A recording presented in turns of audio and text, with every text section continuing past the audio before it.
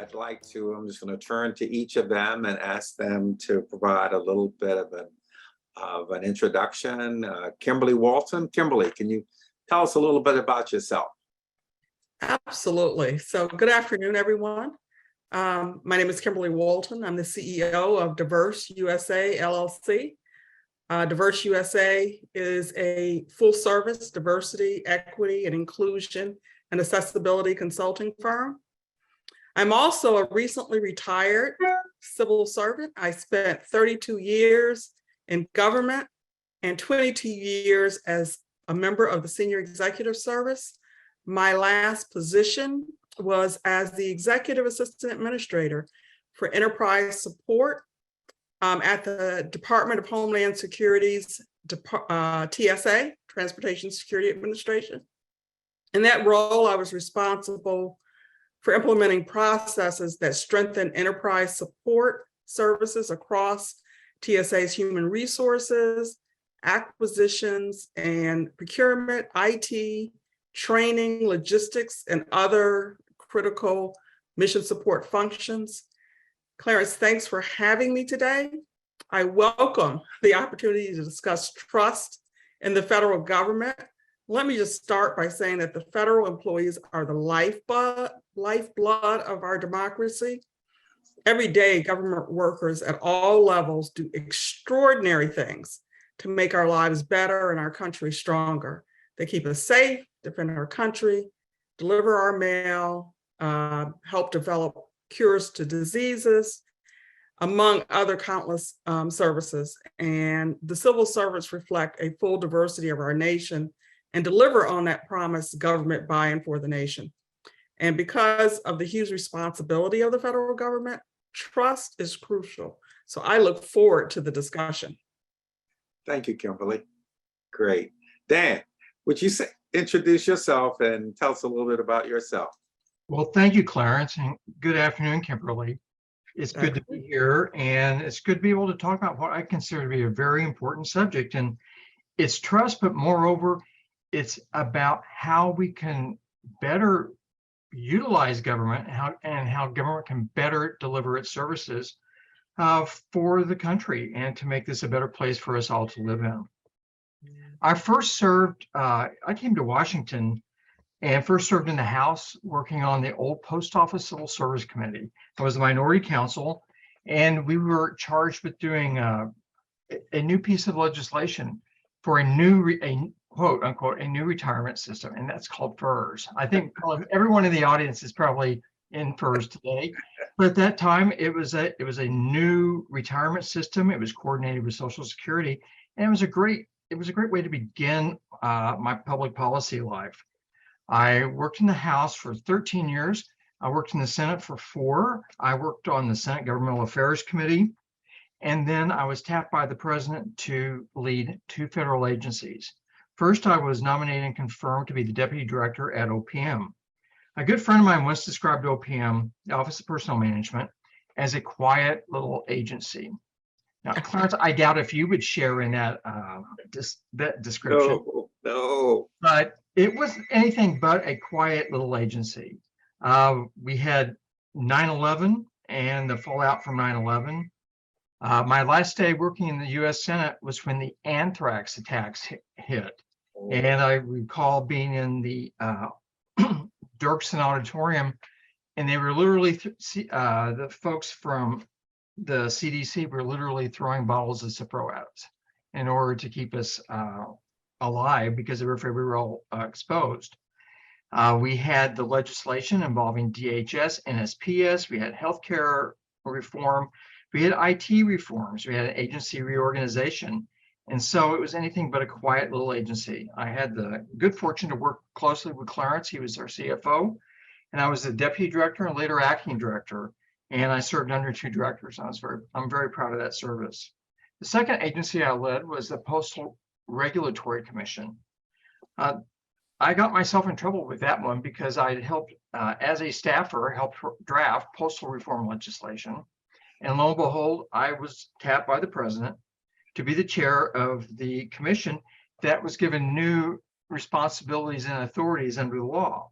One of them was to set up a new regulatory system for postal service pricing and products. The legislation gave us 18 months to do what would have been really a tight time frame. We did it in 9 months. It's something that shows that government, when it wants to, it can actually expedite things and move quickly and serve the public. One of the things that most everyone in the audience today is familiar with is the forever stamp. And that was done in the first year that I was chairman. There had been proposals for several years before that, but it was something the commission adopted as I was one of the first actions I did as chairman. So I think it affects everyone today. So that was a really interesting agency to be at. A lot of changes in the postal system. We have a far different postal system today than we did back then. And transitioning that has been a bumpy ride, I think, for postal customers and the agency. After my service at the commission, I was tapped to be the chairman and CEO of the National Academy of Public Administration. And the Academy is a congressionally chartered nonprofit, and its mission is to help improve public service at all levels of government. That was a very, very challenging position. I worked with some phenomenal people. I happened to be with two of my fellows here today. And I think that it's a great organization. We had some wonderful issues to opine on. And if you're a policy wonk, I think it would be just an incredible place to be, because you are dealing with public administration at the state, local, and federal level, all sorts of issues, intergovernmental relations, just the whole gambit. And that was a very, very, very interesting assignment. I'm currently a independent consultant. I'd worked for the Bipartisan Policy Center, and where I was charged with leading their oversight efforts, and also with the Partnership for Public Service on the transition issues. Currently, I'm working with an agency called the U.S. Agency for Global Media, and it oversees Voice of America, Radio Free Europe, and all the U.S. owned broadcasting networks. And I'm doing some work along with another colleague and assisting them with some serious management issues. So I really have had the opportunity and the privilege of serving across many aspects of government. With OPM, OPM is a government-wide control agency from a consulting point of view, from a nonprofit sector. And one of the things that, Clarence, when you first talked about engaging us in this conversation, I remember working on the Hill years ago, and trust in government was an issue then. And it continues to be this issue, and it continues to be a vexing one, but I think it's one that we have to address. I think we live in a very interesting time, if you can describe it that way. And I think more now than ever before, we need to really take a deep look at what government does, how government interacts with the public, how it interacts with its citizens, how it interacts with its customers, in order to better serve it and in order for people to better understand it. So I look forward today discussing these issues. I think we have a number of really good ones to start off on. So Clarence, Kimberly, I look forward to having this discussion with you. Great, great. Thank you much, Kimberly and Dan. And Dan, you mentioned anthrax. Kimberly, you remember those days, don't you? I do. We were at the United States Patent and Trademark Office when that happened. And the PTO gets a lot of mail. And there was great concern that some of our frontline workforce that were opening that mail may have been exposed. I can remember our efforts to get our employees the CIPRO and get in chartering buses for them to go to, I believe it was the Armory. Yes, it was. So that we could take care of our employees. And remember, one of the big issues there was a trust issue.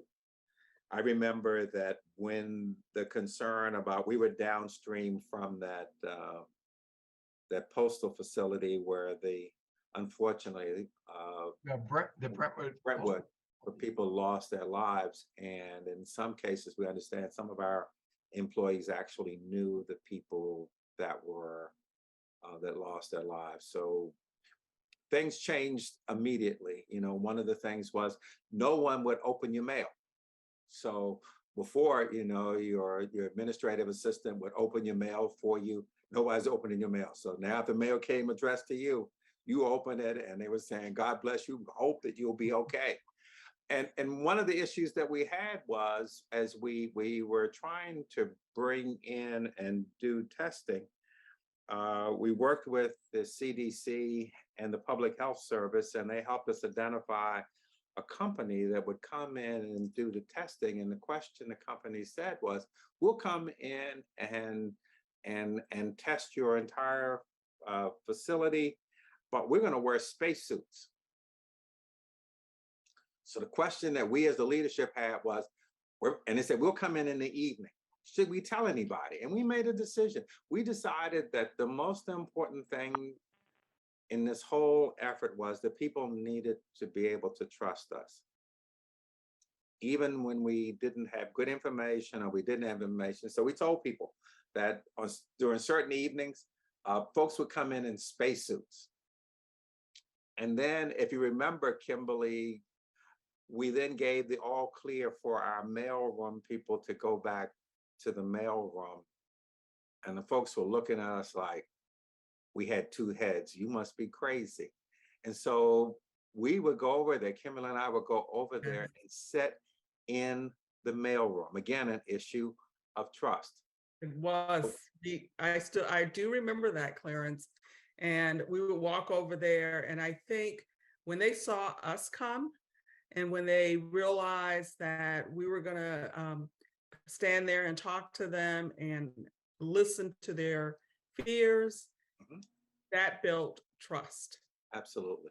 So you can say all the things you want about, oh, it's safe, but you know, we'll stay over here in this other building, but we're not going to go. So we made it our business to go over there, as I recall, several times a week, spending at least an hour right in the mailroom, right where they're moving the mail, right where they were, to demonstrate that what we said and everything that we were doing, and that again, we found that, and the leadership, I have to compliment the leadership of PTO, we made a decision that being trustworthy, being honest, being direct, telling people, so at times we would tell people when we were testing an area, we would tell them when we got a preliminary positive and said, you know, it's going to take us 2 or 3 days to get a result. But it was, again, the most important thing we found was people needed to be able to trust what we said. And I think we made it through it quite well.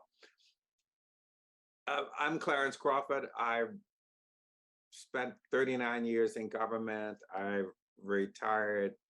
It will be this December. It'll be 16 years I will have been retired. I started off as a cop. Of all the things I've ever done in my life, being a cop on the street in DC was probably the best thing and one of the most fun assignments I've ever had in my career. I came to the federal government through the Presidential Management Intern, now the Presidential Fellows Program, spent a number of years at IRS, learned so much.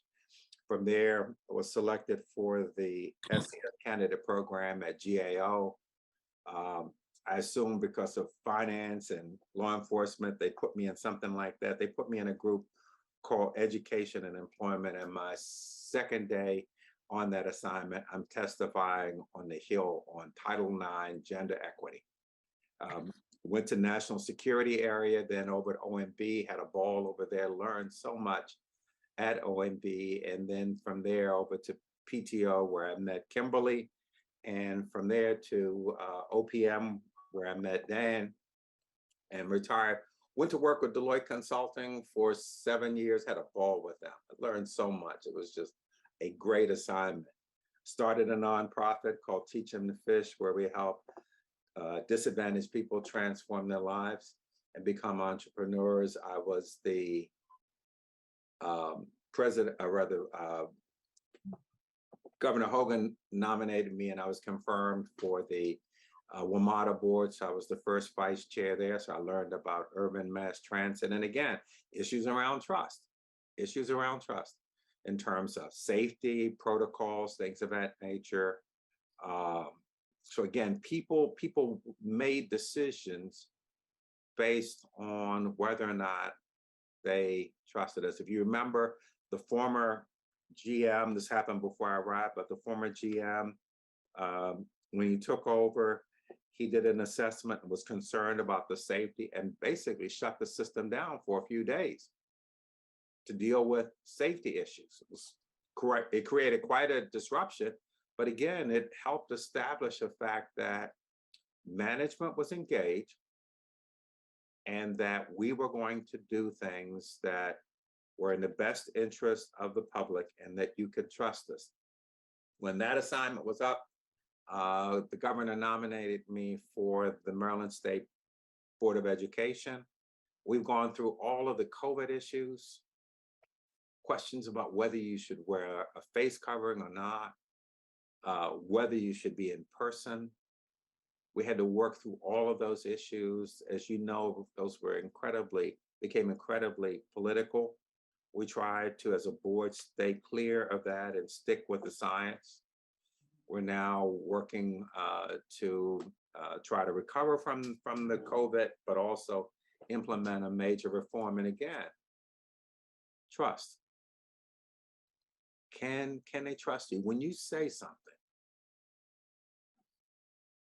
does it matter? When I was preparing for this, I went and looked at the dictionary definition of trust. It says to assure reliance on the character, ability, strength, and truth of someone or something in which you have placed confidence, and a dependence on something future or contingent. Trust. When you look at, as we were preparing for this, we started looking at some of the surveys. And as Dan said, this whole issue of trust is not new, but it seems like things have sort of nosedived a bit in the recent years. At one point, right after 9/11, both Democrats and Republicans largely felt that you could trust the government. The government could be trusted to do the right thing. And now recently, surveys show that those numbers have dropped considerably, both for Democrats and Republicans, more for Republicans than Democrats, but the numbers have nosedived. Another interesting set of data from NBC News. They said that 81% of Democrats and 76% of Republicans believe that people who are currently running for office are running for office for themselves. In other words, so if you look at it on average, then what they're basically saying is that 80% of the people who are running for positions today are in it for themselves. And the last set of data that I want to just share here to set the stage is, this is also alarming, and you see the results. Essentially, about 53% of our population believes that the government is not addressing things that matter to them. So there's an alienation. So we see distrust and people feel disconnected. Jennifer, could you run the first couple of survey questions, sort of demographic survey questions, so we get a sense of our audience? Absolutely. I'm just going to throw this open-ended question out to Dan and to Kimberly. We've talked a little bit about, but why what is trust and why should it matter? I mean, what are some examples of where this issue of trust or not having trust has any impact at all? Or are we just talking about soft stuff that really doesn't really matter? Well, let me take a stab at that, Clarence. To me, trust is a fundamental element of a civil society. You have to have trust in the system to some degree in order for you to put forward your sacrifice. And when I say sacrifice, is that's payment of taxes, your service in the military, your how you engage your neighbors and your colleagues. But it is important. It's not going to it among just alone isn't going to bring us down. But I'm looking at while you all were talking about this, I'm thinking, what are the elements of trust? And I think these are really important because this is going to be how how we interact and how government officials, state, local, and federal, and people in authority act and try to encourage and lead the nation as we confront these very serious problems. I think some of the elements that I've identified is respect. People can tell when you don't respect them. And if you have a sense that the individual doesn't respect you, how can you trust that individual?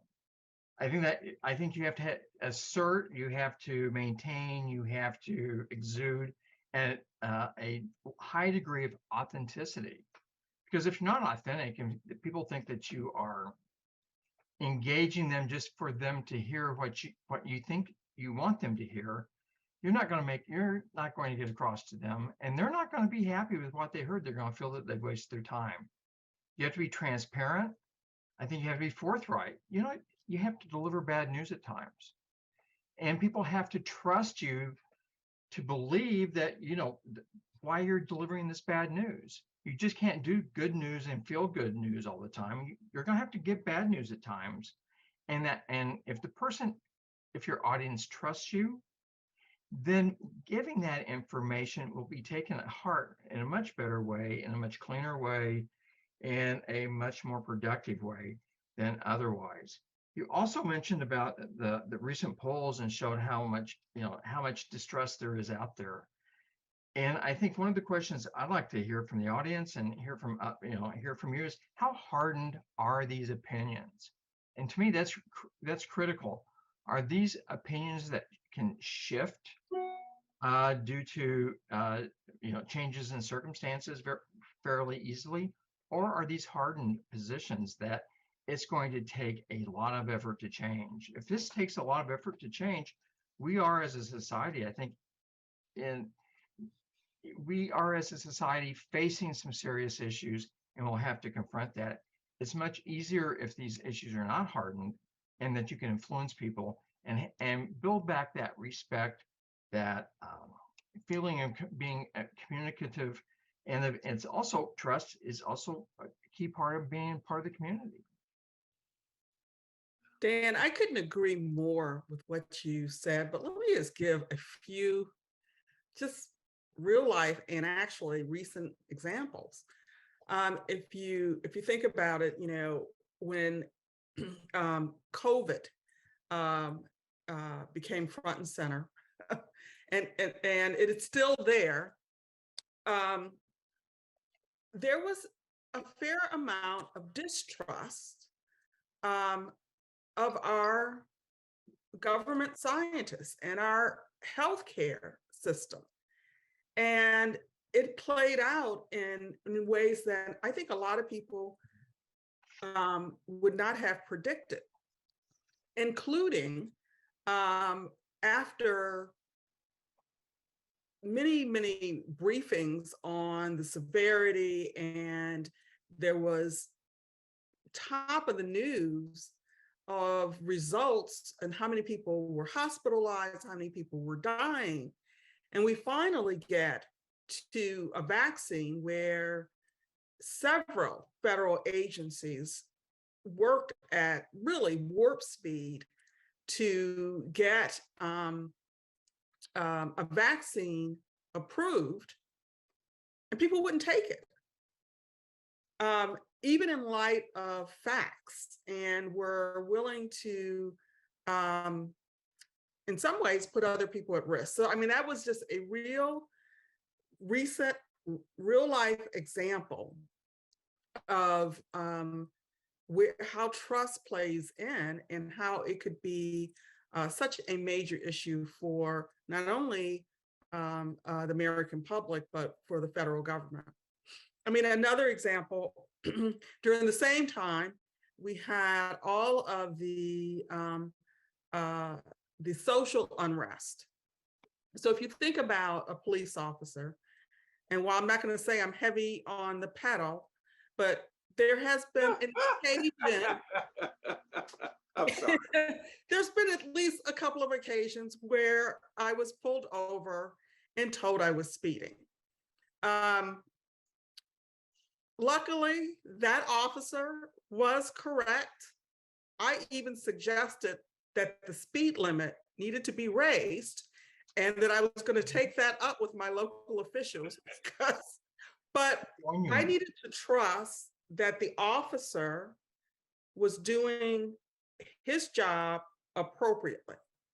If I did not have trust that that was happening, and there are many people, and many people of color who don't trust when police officers are pulling them over, that they're pulling them over for legitimate reasons. We have many unfortunate incidents that we can point to. Another big example, I mentioned that, I led enterprise support for the Transportation Security Administration. And when I first took the position, I went into the role acting. And I just felt like I had the worst luck in the world. There was a hurricane after a hurricane after a hurricane. It all happened back to back. I think Puerto Rico, Texas, Florida.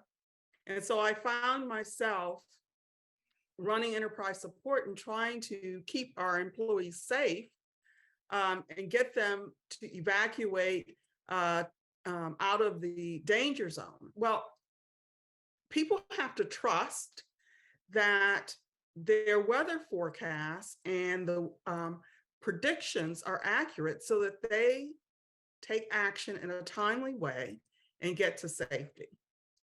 The other thing that when I start thinking about the data that Clarence just pointed out is the future workforce of the government. It's going to be very difficult for the federal government, who needs the best and the brightest, to consider the federal government an employer of choice if they don't trust the government. Who would want to go work for a government agency if they don't trust the government? So it plays out in real significant ways if there isn't trust in the government. Absolutely. Jennifer, what do you have the results from the first couple of questions? Okay. All righty. On this question of trust, why don't we go to that question number 3 and ask people to respond to the question about, do they generally trust the government to do the right thing, as we continue that conversation? Let me just ask a question. This trust issue, does it impact, one of the issues right now we have with, as we learn to live with COVID, is organizations are now asking employees to come back into the workspace, come back to the office. Does trust have any bearing on people's decisions about whether it's safe or not to return?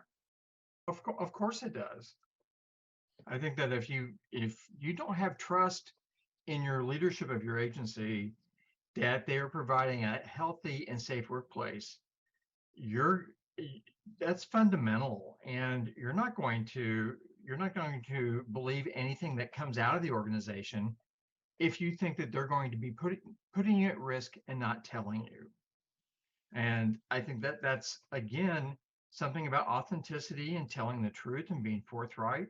I think especially in coming back into the workplace now, you need to be honest. The leadership needs to be honest about what the risks are, and importantly, what the risks are not. But you also have the leadership also has a tough decision to make whether or not we need everyone back in the office. And are there ways of approaching that can increase employee trust and employee confidence that indeed the workplace will be safe that my agency leadership does in fact care and will do everything it can to provide a safe workplace where I can feel relatively free, that I won't be getting sick. And so I think that's just fundamental. You have to be authentic. You have to be honest about this. You need to be forthright. People know the risk. You have to recognize those risks, but there are also ways of mitigating that risk, and you have to discuss all of this. And it's not a one-way street either. It's not making the pronouncements on high. You need to communicate constantly with your employees about this. Managers and supervisors need the proper training on how to discuss these kinds of issues. This is relatively new in the workplace.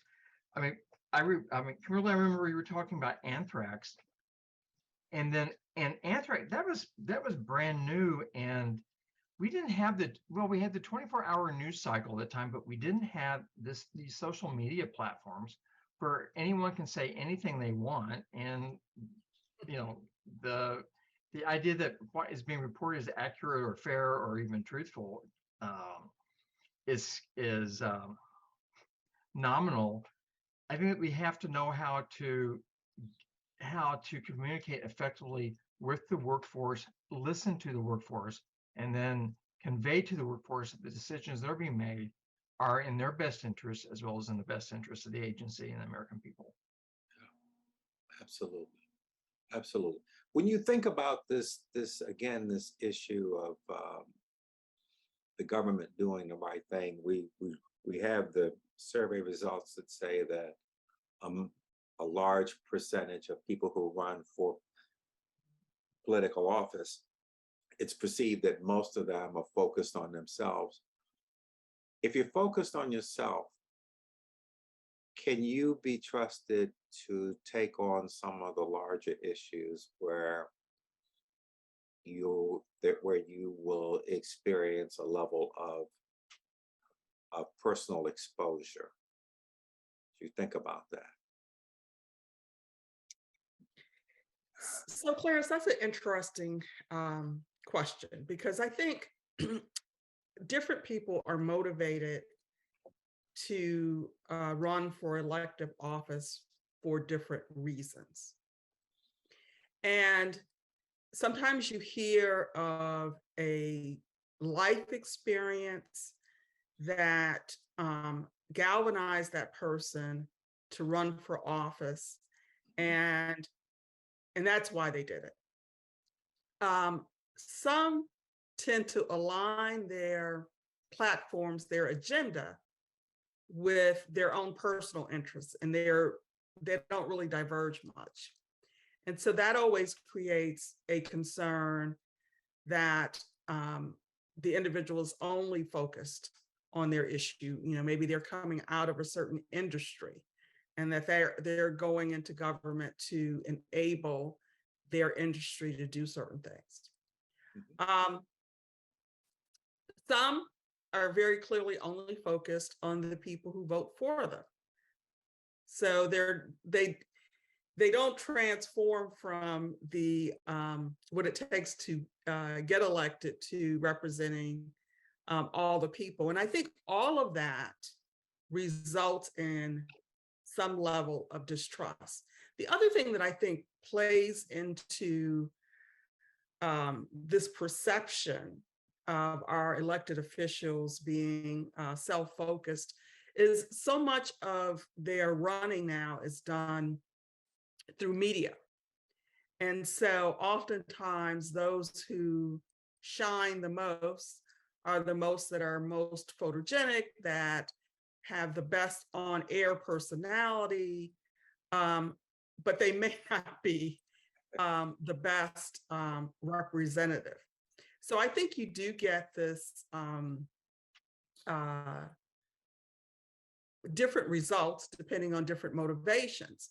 But in the last couple of years, and I think this gets to Dan's comment, with all of the social media and with all of the ability to put out sometimes misleading false information, and this recent sort of character assassination of various politicians if they didn't agree with major platform issues, I think has made some people less willing to take risk and take on the common good. And I think we see it playing out. I mean, if you think about this, if you're an elected official, you're on duty 24/7, and that's expected. But if you say that you're elected to a congressional seat, you 2-year term, you are constantly out there raising money, constantly. Back in, I would say that Washington goes through different periods of of how well of bipartisanship or lack of bipartisanship and how Congress operates. When I first came and worked in the House, bipartisan, they didn't talk about it that much, but there was a strong sense of bipartisanship that Republicans would sign on to the Democratic bills. The House had been under Democratic control for 40 years. And there was a way that things worked themselves out.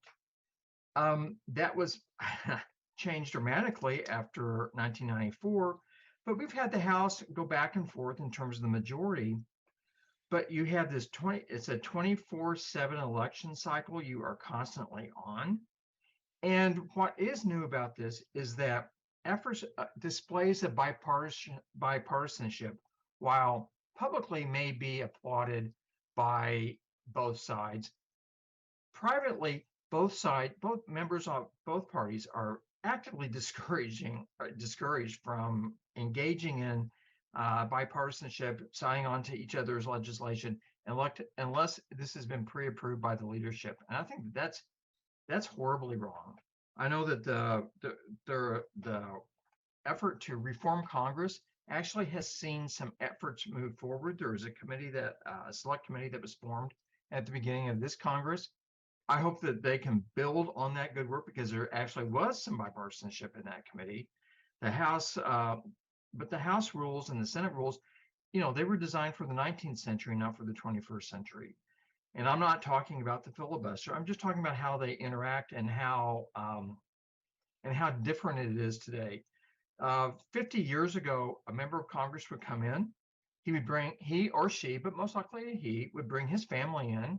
They would settle here, and their kids would be raised out here. You had others who, came into DC, especially if they were close by, and their families could stay at home. But it was more conducive to a family life than it is today. I mean, today it's just extremely hard. You can't have two. It's really hard to have two residences. Their pay, although I think that if you look at it from one angle, they're paid very well. But if you look at what their expenses are and what they could be doing otherwise, I think I want my elected officials to be paid fairly. I don't want them to be on the lookout for other ways of gaining financial resources, such as insider trading or fill in the blank. And so I think that they've done a lot to shoot themselves in the foot. How do we get back and reach a balance like that? I think it takes both sides to be able to say privately and publicly that you have to work together. Part of the problem too are these really close margins that we have, because when you have these really close margins, it makes both sides, when I use the term fight, meaning that much more competitive with one another, because who works the hardest, who's the most competitive, who fights the hardest, usually can gain the upper advantage. And it takes one vote, and you can have, then you get the majority along those lines. So with divided government, we need to get back to the idea that government can do good things. And I think that we have strayed from that path, both as citizens, as voters, and as elected officials. When you run against Congress and you have a seat in Congress, I've always thought that that was just a little disingenuous. I think that you need to be here to be an agent of good change. And oftentimes they are, and I haven't seen that as much in recent years. When I look at some of the other polling, they'll say things like, the public, there's broad support for the public, from the public and the federal government on things like keeping the country safe from terrorism, or managing the immigration system, ensuring that food and medicine are safe, and responding to national disasters. So it's not all lost, but as a practical matter, if I am an official at an agency, is there anything that I could do? I'm a branch chief, I'm a division chief, I'm a grade 15, I'm an SCSer. Are there things that I can do that will help restore a level of trust in the public? Have you seen anything like that? I think almost every federal employee can help in restoring trust. And it really does depend on the level. So let me just start with my former agency, the Transportation Security Administration, which so many people are exposed to. If you fly, you have met one of the fabulous officers at the Transportation Security Administration. They have the opportunity to be kind to travelers. They have an opportunity to be transparent to the extent that they can. They can't tell the traveling public everything about the security protocols, but there is a lot that they can. They have an opportunity to be empathetic when someone says, I have a medical condition and I get anxiety when I fly, or when they see a parent traveling with young children to take something out of their arms so that they can handle the children. So they have an opportunity each and every day to build trust. And when I worked for TSA, I'll say I used to play the undercover senior executive because I traveled a lot, and I wouldn't always, especially if I was connecting through an airport. The airport I was going to visit always knew I was coming, and I'm pretty sure they posted my picture somewhere because it seemed like they would recognize me. But if I was traveling, let's just say through another airport, I wouldn't let anyone know. So that gave me an opportunity sometimes to come through security and know what our protocols were and watch how our officers interacted. And because I had training and development, I often took that information back and said, we need to train on this or that. And I'll just give you one very simple example that was handled very differently by two officers. It was someone who was communicating that they had lost or had their wallet stolen. And one officer says, well, you need ID, which is true. So almost sort of ignoring that they had just been told that the person didn't have it. And so that created an interaction. It also created a training opportunity. But I also saw another officer on a different airport encountered the same thing. And the first thing they says, I am so sorry. That happened to me 5 years ago. It's like you lost your life. So we need to try to get you home so you can get all that stuff back and duplicate it. Follow me over here. Here's how we will handle verifying who you are. So those two interactions were really the same information dealt with differently. And we very proactively tried to train our officers to be more empathetic and provide a better customer experience coming through the checkpoint. But you say, let's just say you're 15. Writing your policies and your guidelines and things that may go on the government website in plain speak, trying to be as transparent as possible is critical in building trust. The public wants to know what their government is doing for them and why they're doing it. And to the extent that we can explain it in a way that they understand it, it does build trust. So I think almost every federal employee has that opportunity. Well, Absolutely. it's that transparency, and it's also those frontline workers. They have the opportunity to build that trust and build that basis for the citizenry to have better faith in what their government's doing. Excuse me. For instance, usually it's those frontline agencies who touch people every day have the higher degree of trust by the public. I'll look at the Postal Service.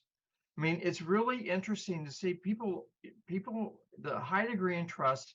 Now that may have eroded in recent years because of their financial situation or the fact that they underwent some major organizational changes. But that opportunity to touch a constituent, to touch a customer, to touch to touch individual households every day really helps build that level of trust, because you build that familiarity and you have a face behind this behemoth of a huge U.S. Agency. One of the things that I always thought was interesting is that how is trust affected by political activities on the part of federal employees? I mean, if you look at the old Hatch Act, it had a very draconian restriction on the political activities that political employees could engage in. That was sanctioned by a Supreme Court ruling, but that law was significantly liberalized in the early 1990s. And was that for the better or for the good? And how partisan or how politically active should employees be? Should executives be? Obviously, political appointees are a different story, but to what extent should they be engaging in partisan political activities? And does that build trust or is that erode trust? And that's one of the things that it just came to mind thinking, how can we do a better job of building that trust? Yeah. I'm just going to wrap it up with just a story that from our experience with COVID and the question about face coverings. We recognized after we closed the schools, and as we started looking at educational performance of students, Maryland, just like everyone else, saw a major drop. That despite the best efforts of teachers and parents and everyone, virtual learning did not work for most kids.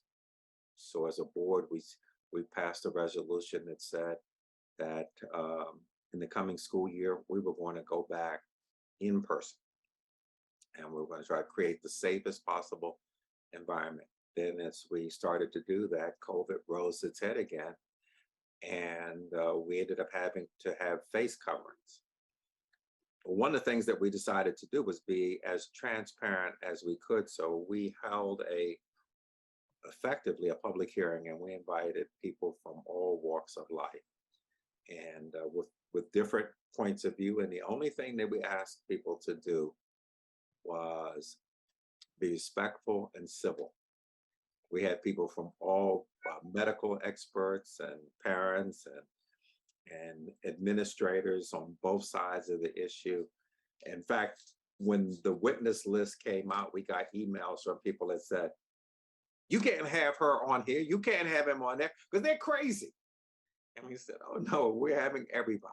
And what we found was that while we did not reach a consensus about doing this or that, the fact that we were transparent, the fact that we gave people an opportunity to talk, the fact that we were clear about what we were doing, went a long way in terms of trust. Even by the time this was over, even the people that opposed the idea of face coverings acknowledged the fact that we listened and we learned, and they would like to have seen us come to a different opinion.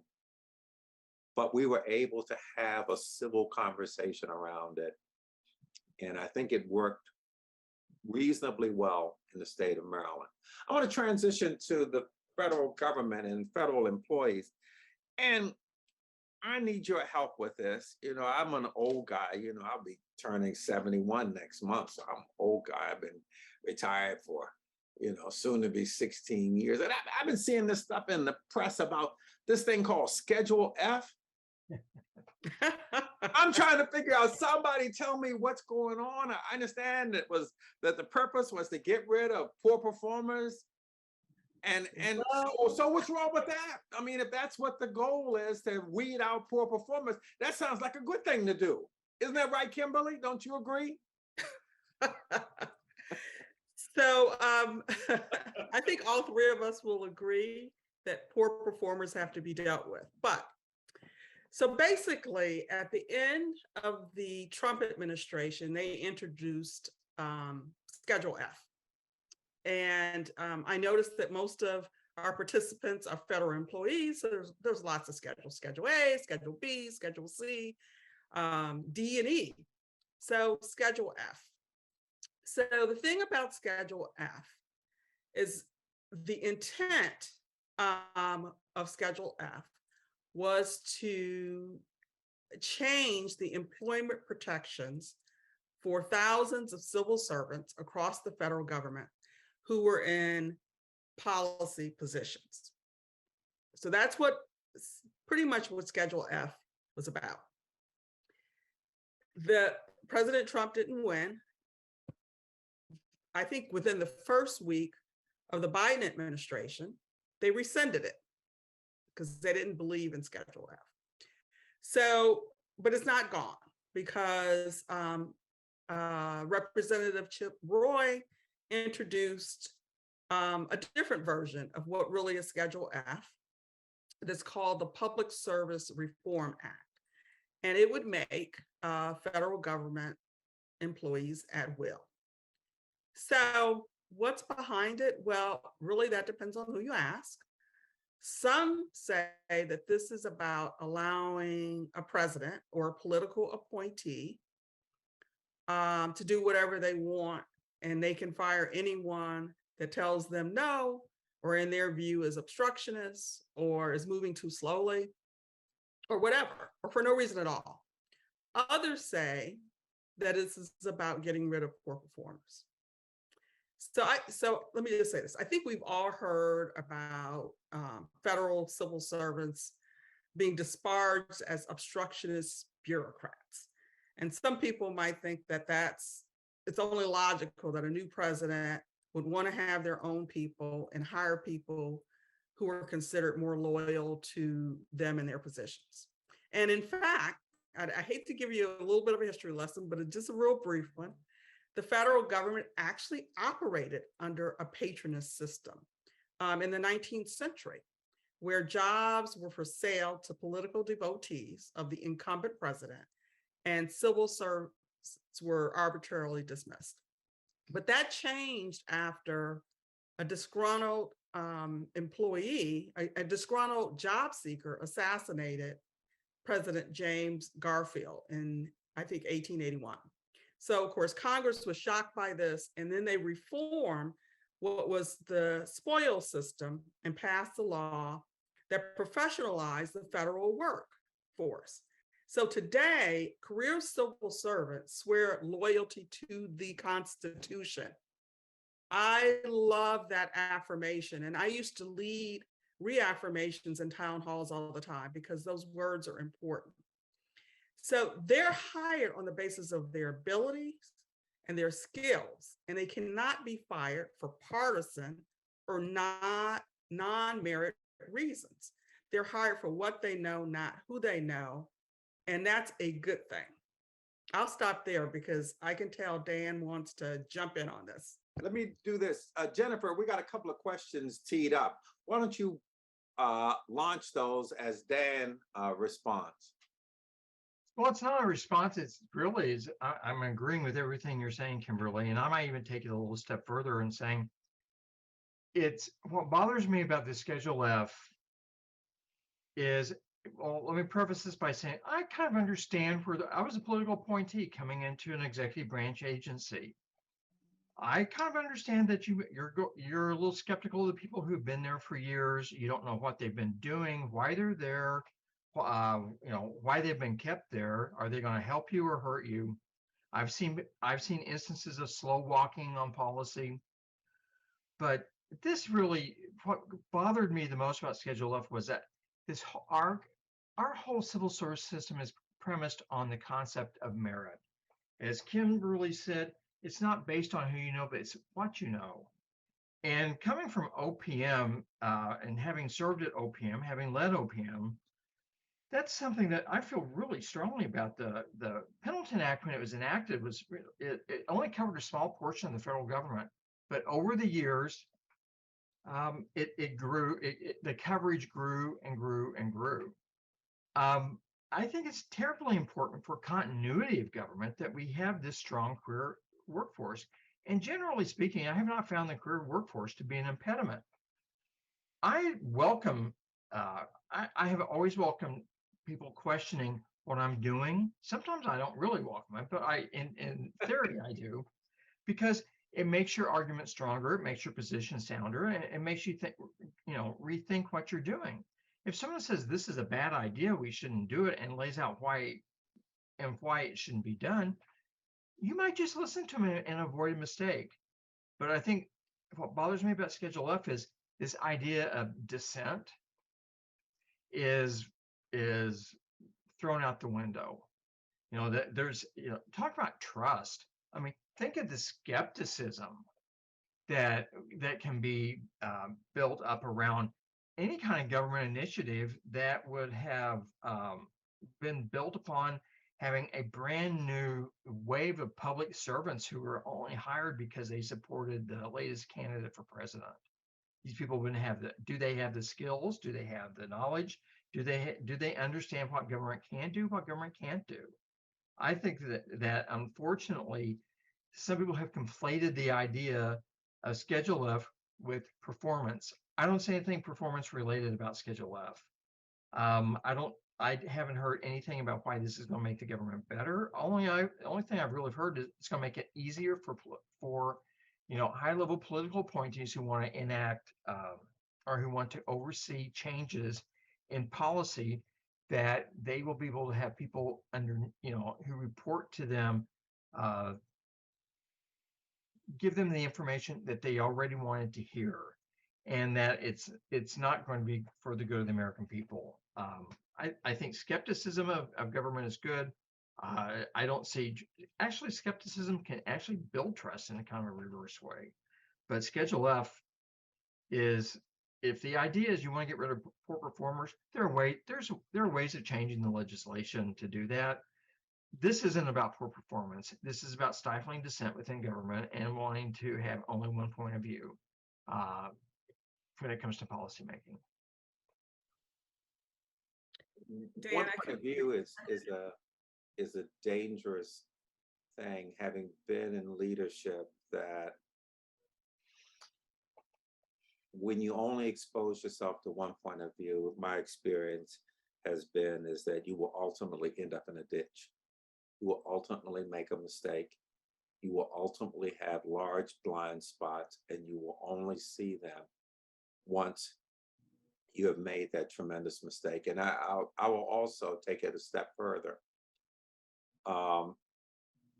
Leaders who are uncomfortable with having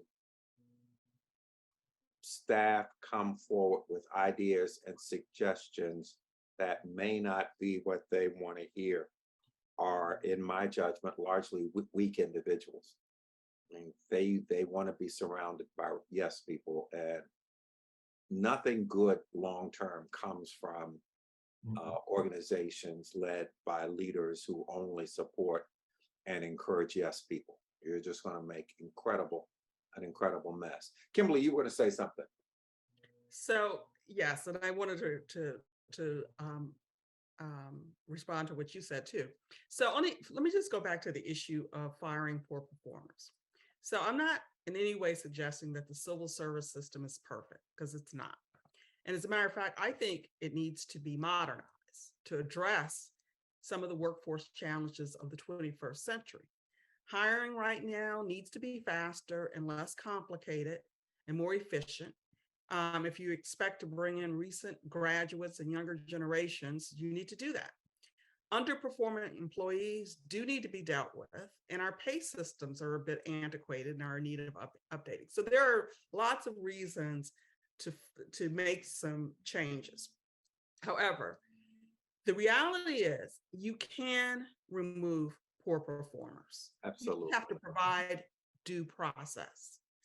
And poor performers are removed, and the removal is sustained by MSPB a high percentage of the time.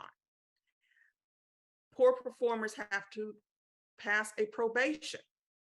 During probation, you can remove someone immediately without going through all of the due process.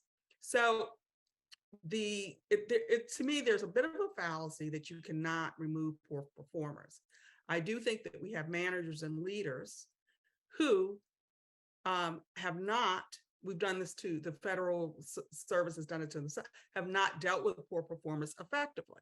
So it can be done, but changing the entire federal workforce to at-will employees risks the very expertise that Americans expect of their government. The reason we are here talking today is about trust. Americans of all political persuasions already report a very low level of trust in the federal government. Imagine if food safety inspection results or hurricane forecasting could be swept aside because they were politically inconvenient. That hasn't happened, has it? I'm just asking. I'm just asking a question, Kimberly. Maybe attempts, but it didn't happen. It did, Dan, it didn't happen ultimately because career federal civil servants who were hired for what they know, not who they know, said, here is the trajectory of the hurricane. That is important. Lives were at stake. Well, what bothers me is this effort at introducing, enhancing, and pushing forward what I just would deem conformity of thought. That we're all supposed to think alike, act alike, be alike, no dissent. And couple this with the loss of privacy, and we've had private conversations about this as well. I mean, we might as well move to China. Because this conformity of thought, we have, every street corner, there's a camera watching what we're doing, what's happening with that information. Kim, when you said that you were stopped for speeding, at least it was an officer, and you could, at least in theory, have a conversation with that officer to justify what you were doing. You can't do that with a speed camera ticket. There's no due process there. And so we're moving towards something that makes me feel very uncomfortable. And that's that people are going to start looking at, how you think, and what you're doing. If you're not 100% on board, then you are not. And this is the way it is in politics to a large degree, that if you're not 100% on board, we're against you. Not that you're 80%, you vote with me 80% of the time, the other 20% you don't, you want 100%, 95%, but you don't have this uniformity of effort. And that just, to me, is just the polar opposite of what America stands for. Absolutely. And Clarence, at the beginning, I mentioned 22 years as a senior executive. I'm sure you and Dan can count up your years. So a lot of years spent reporting to political leadership, a lot of different political leaderships. And, there always was that, 18 months to 2 years, and then another political would come. And every time I would tell them that I was always going to give them my best advice, number one. And number two, if I thought they were making a mistake, I would tell them. I would never cross the line of doing anything illegal, but I would always try to get them to their goal if they would share where they were trying to go. And I found that that worked. And oftentimes the political leadership, they are partisan. That's how they get those positions. And they're not always familiar with the government laws. You know, I had one many, many years ago who said, I know a contractor who can provide this service. And I know he's a great guy because I've known him since college. And I had to explain in the government, that's not how it works. That contractor can compete along with other contractors for the government requirement. And there are procurement specialists who will review it against a standard. And I don't think they were real pleased. And I think they just asked another executive. You know, I've got a good friend, and they got the same answer because that is the answer. And sometimes things are slow. You know, things can be done, but you have to do rulemaking. And so there's this sense, well, you know, if this was something you wanted to do, you would find a way around it. And I think a lot of times the political appointees would realize that they in fact were getting good advice and the best advice. Absolutely. Absolutely. What do you think the impact of this on of Schedule F in terms of being able to attract and retain a quality workforce? If large portions of the federal government were suddenly brought under Schedule F, what impact do you think that would have on recruitment and retention? Well, I think it would send the message that you're not welcomed you're not welcomed into public service unless you buy into the current political agenda. And those political agendas can change, can do 180s. And so if I still think there will be people attracted to public service for a whole host of reasons. But I think the message is saying is that, and you know, the message is saying is that your attraction to the public service, your willingness to serve, is going to be premised upon your political views, and your political climate can change, and so you should be prepared to sever your relationship with the federal government if that in fact happens, because you will no longer be part because of the at-will assignment. You may be viewed as being an impediment towards meeting the objectives and goals of the president. The government is fairly complex, and some of the positions in government, the reason you start at a lower level and you progress to, you know, the higher levels, the 13, 14, and 15 positions, is that you have to learn a lot in order to be, you know, considered a senior person, sometimes in IT or in training or in human capital. If those individuals are subject to something like a Schedule F, you will lose that brain trust. Also, a lot of young people, when they decide that the government is a good choice, they're convinced to come there because there's job security, there are fairly good benefits, and they get to grow, and it's a predictable growth, and lots of opportunities in the government. So I agree. I think something like a Schedule F will impact the future, the ability to recruit and the top-notch talent into the government. And we desperately need top-notch talent. Absolutely. I think the more experienced you are, the less inclined you might be to join, other than if you believe in the current political agenda. And that's not that would be troublesome and problematic, especially if you're looking at something that really doesn't have a political cast to it, like weather forecasting, providing emergency relief. I've never seen the work of NIH politicized until recently, but I want the best doctors. I want the best medical experts who we can rely on it. And to me, that's not a Republican or a Democratic advice. It's just, you know, the best medical advice.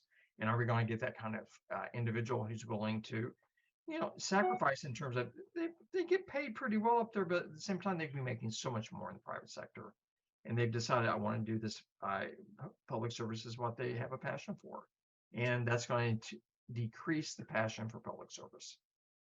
In the chat, I see a couple of comments. It's terrifying.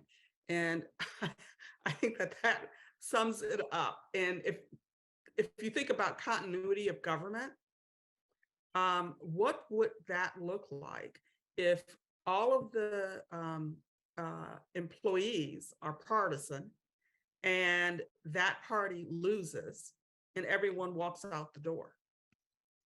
That's a really good question. I think in reality, if you have these swings, you can't fire everyone. You just can't, because you don't have you have to have, as you said, continuity of government, and you have to have people there. But what it does do is create such a level of uncertainty that you're not going to be getting the high degree of performance that you should expect from your employees, because they're going to be afraid to speak up. They're going to be afraid to go out on a limb. They're risk taking. We always talk about, oh, we want to increase risk taker, that risk taking, especially as an executive. Don't do things the same old way. Be innovative. It's going to crush innovation. Why be innovative? Because you might get fired over it. So you would, consistent then with the survey result, that little polling was that it's about nearly half the people said that one of the potential effects is, when it comes down to giving objective opinions, is that maybe they just be silent. Mm-hmm. Why stick your neck out? I mean, there are no incentives for that. What happens to whistleblowers? Good question. What happens to, I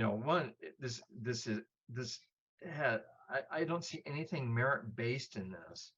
If the intent is to make it easier to address poor performance, there are much better ways to do this than to thrust career employees onto this new schedule, which basically treats them as at-will employees, like they do political appointees, not because of your partisan activities, but because of your knowledge and that you've been able to progress in the federal government.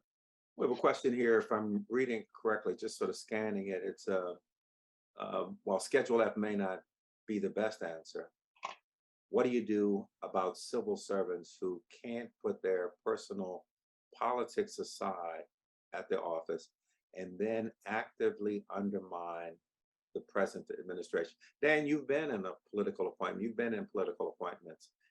Have you seen this, and how have you dealt with situations like this? I don't know if I saw it as actively partisan, but I have seen examples where a senior person was not only did not buy into the agenda, but did things behind the scene to sabotage it. And I think you can turn to the tools you have already. It's about performance.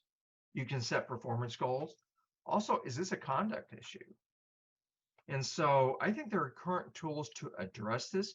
Might be a little bit harder, but it's I think that we can address it within the current system. I don't think we have to address that situation, which let's call it rare. Maybe it may be more prevalent than we give it credit for.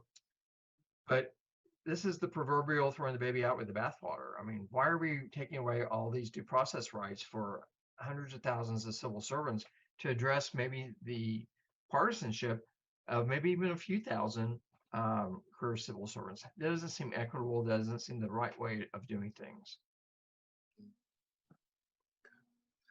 Do we have any additional questions from our audience? We'd like to make sure we try to address any questions or comments that you may have as we start to wind down. So with this issue of Schedule F and this issue of again, trust, is this issue of trust such a big issue that it's too big for any of us to do anything about, so we're sort of stuck in this terrible thing. There's nothing we can do. There's nothing. You sort of come away, if you're not careful, with sort of a feeling of hopelessness. Is this hopelessness, or is there some opportunities to do something differently? I would say it's not hopeless. Um, and I am an eternal optimist, but I don't think it's hopeless. So I think that there are some things that government can do.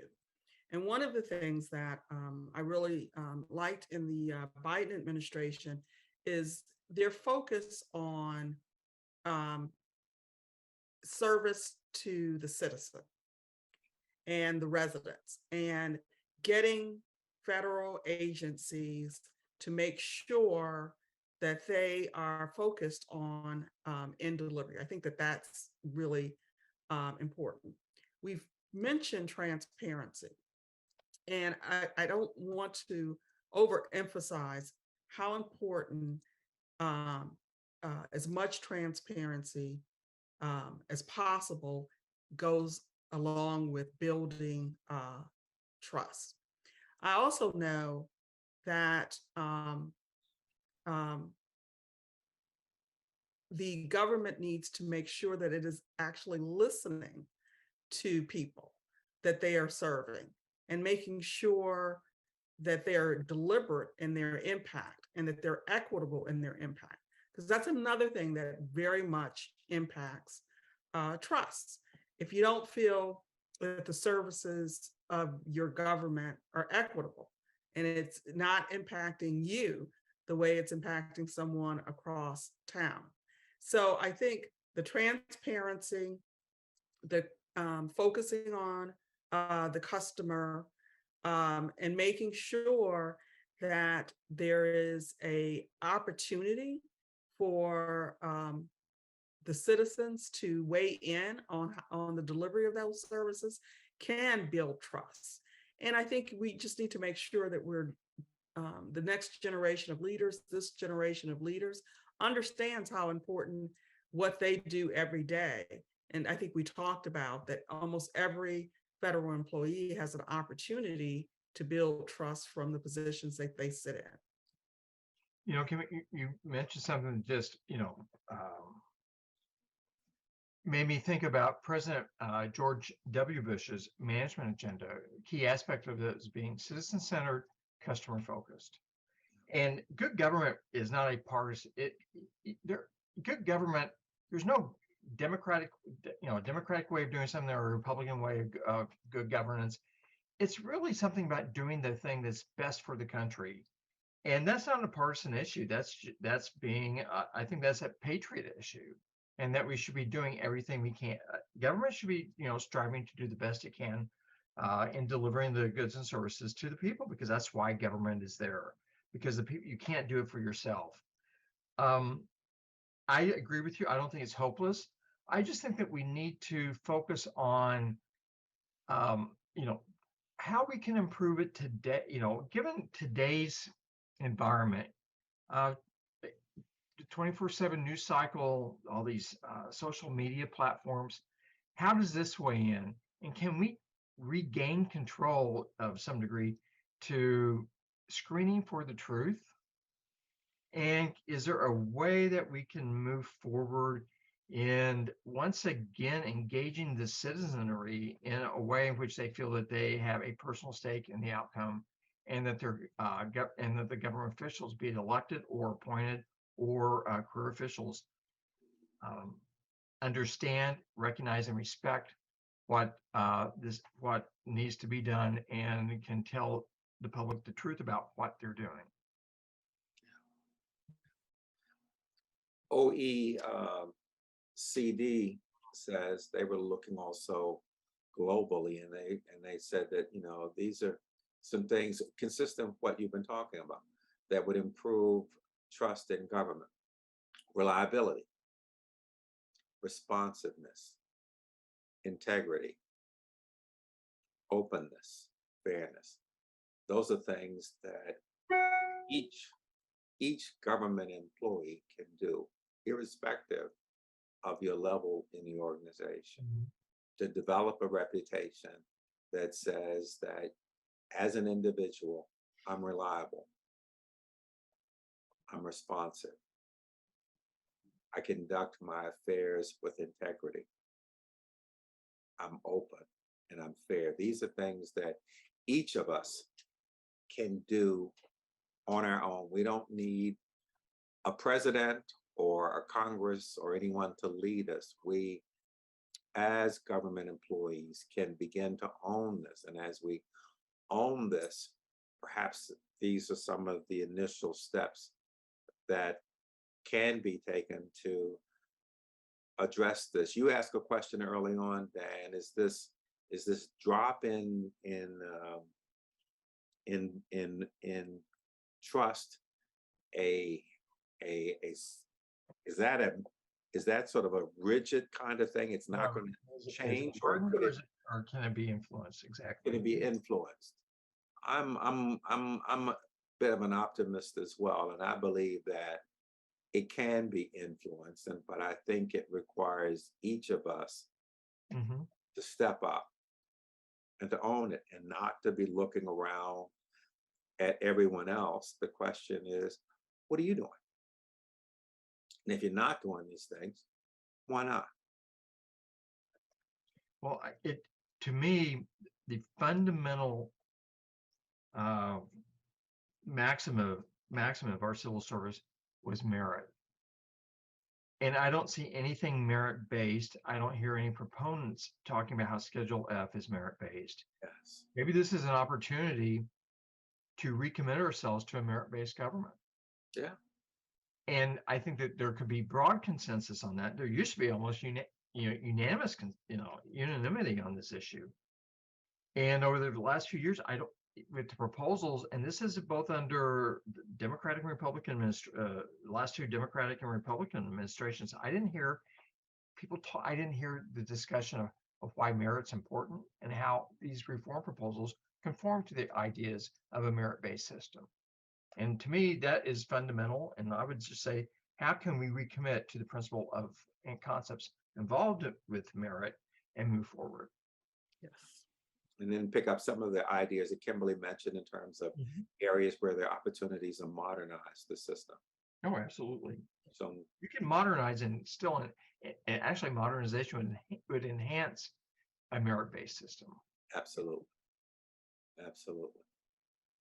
Well, I think we're about at the end. Thanks a lot for everything. We appreciate it.